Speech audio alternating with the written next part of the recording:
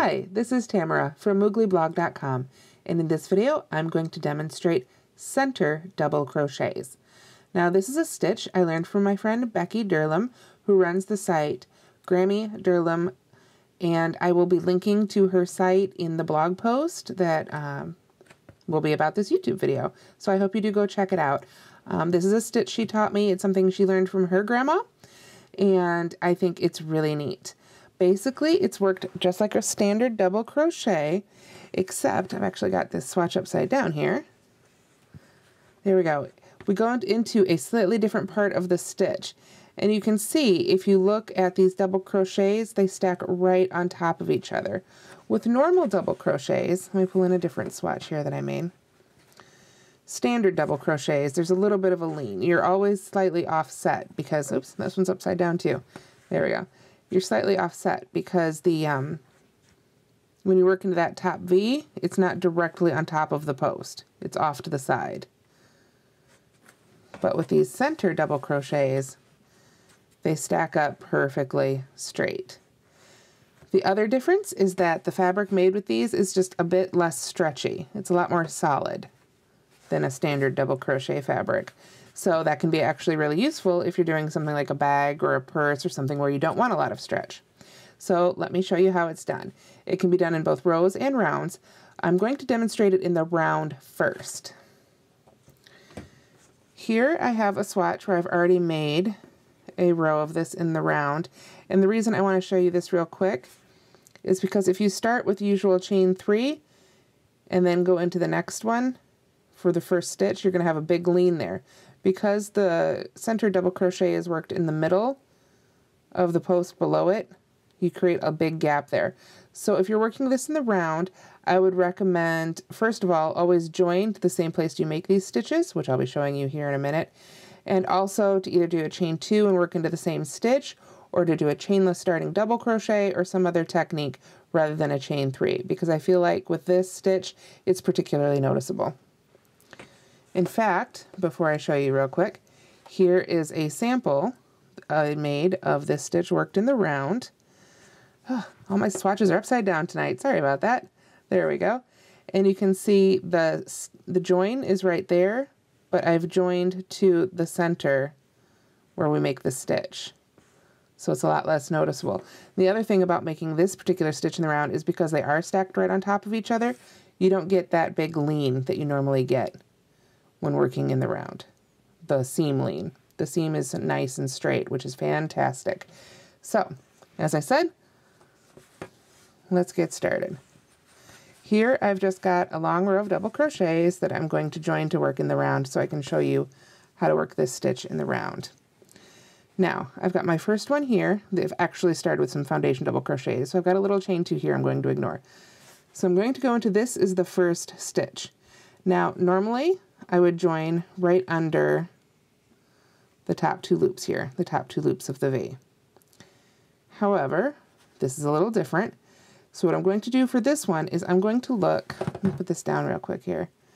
If we really look at the anatomy of a double crochet stitch, you can see there's the top V here, but then right underneath it, there's another V right there. And what we want to do for this stitch is stick the hook between those 2 loops right there. And because I've been playing with this, so of course this one's going to be a little fiddly, but there we go, and I come out right and back. So that is where I'm going to slip stitch, and indeed where I'm going to be working the center double crochet stitches. So let me just finish my slip stitch here. Hopefully you already know how to slip stitch. If not, I've got a video for that, so you can look it up. Okay, so let's start our actual stitch. Now, for the sake of quickness here, I'm going to go ahead and chain 2. Pull up a little more yarn to work with. I'm going to make my first center double crochet right in the same space that we joined to. So I'm just going to go right on through and make a double crochet just as you normally would. Yarn over, pull through 2, pull through 2. Standard double crochet as far as that goes. The only difference here is where we insert the hook. So we move to the next one, and we can see there's the top V here, and then there's that V underneath right here. Now, if you really pull it apart, you can see there's some more strands of yarn. There's actually 2 more that are vertical right there. We ignore those. We can leave those off to the side. So we're going to yarn over, go right between, right there, straight through to the back, and then work the double crochet just as you normally would. Pull through 2, pull through 2. And you can see that these double crochets are stacking right on top. So let's do that once more. Pull up a little bit more yarn to work with here. I'm working with just a standard kitchen cotton today. I like to keep lots of this around, very useful stuff. So we go to the next one, we find that V right underneath there. You noticed on the first one it was kind of tilted to the side. As we go further along the row, they're a little more facing forward, which is great. So we go right in between those 2 strands right there, on through to the back, and work the double crochet just as we normally would. Okay, now if I were to continue crocheting around, I would just continue working right in the center of that V right there. Okay, and then the important thing to do is to remember when you come around and you're ready to join to that first stitch, if you've chained 2, don't join to that chain 2, but rather join in the center of the first stitch of the round there. Now, something else I want to show you with this, because that V there is very easy to see when working in the round or all from one side. When we work back and forth in rows, it's going to look a little different because we're going to be in the back of the stitch. So let me show you something here. If we stick the hook on through, as if we were going to crochet in this stitch, and we flip it over, that shows us which stitch we're going to crochet under when we come from the other side. And what it is that horizontal bar right there. Normally, when you work in those top 2 loops, I'd go right here. For this, I'm going to go right here under that horizontal bar. I'll show you here on a swatch that we're going to work back and forth in rows. Here I just have a few double crochets, and again, for the sake of time, I'm just going to chain 2 instead of doing a chainless starting double crochet, which I do think has a finer edge with this pattern, or with this stitch I should say. And then I'm going to go ahead and make my first stitch here in the first stitch, or the last stitch of the previous row. So instead of going right here where I normally would, I'm going to come under this vertical bar right here. On this first one, it can be particularly hard to find. Anybody who's crocheting for a while, you know that first and last stitch of the row can be trickier. So, but you just go under that bar and crochet your double crochet as you normally would. And then again, we're going to yarn over, move to the second stitch.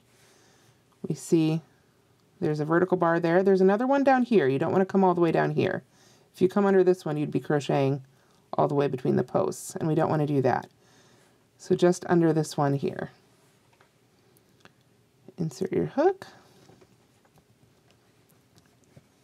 This one does take a little bit more time as you're getting used to it, but it has some really neat effects. One more.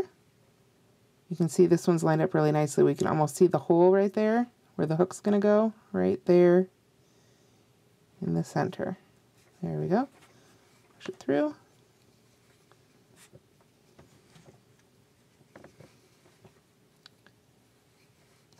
And there we go, a center double crochet.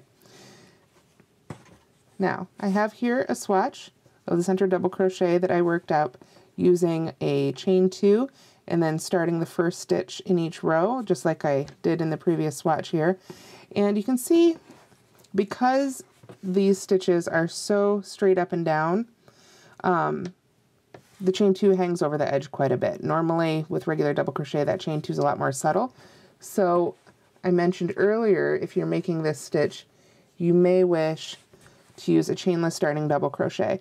And if you're watching this on YouTube or on my blog, I will have a link on the blog post to a chainless starting double crochet tutorial, so you can learn how to do that. You can see that creates a really nice straight edge, and you don't have that gap that you would get if you were doing a chain 3. And the other thing I want to show you about this, I mentioned before that it's a little bit less stretchy than a standard double crochet. Let me put my hook down here. It's also a little bit shorter. I have here 5 rows of the center double crochet and 5 rows of regular double crochet. And you can see it's just sort of, after 5 rows, we're about half a row shorter. So it's probably maybe the same or a little bit taller than a post stitch. Certainly taller than a half double crochet. Of course, again, depending on your gauge, everybody's a little different, but it is also shorter than a double crochet. So if you're making a pattern that calls for regular double crochet and you want to substitute this one, that is something you'll need to be aware of. But if you're looking for patterns that use this stitch, I don't have any myself yet. I do enjoy it. But again, go to Grammy Durlam, and I will be linking to her site, and you can check out some great patterns that use this stitch there. I want to say thank you so much to my friend Becky for teaching me this stitch. I hope you've enjoyed it, and thanks so much for watching. Feel free to subscribe if you like what we do here at mooglyblog.com.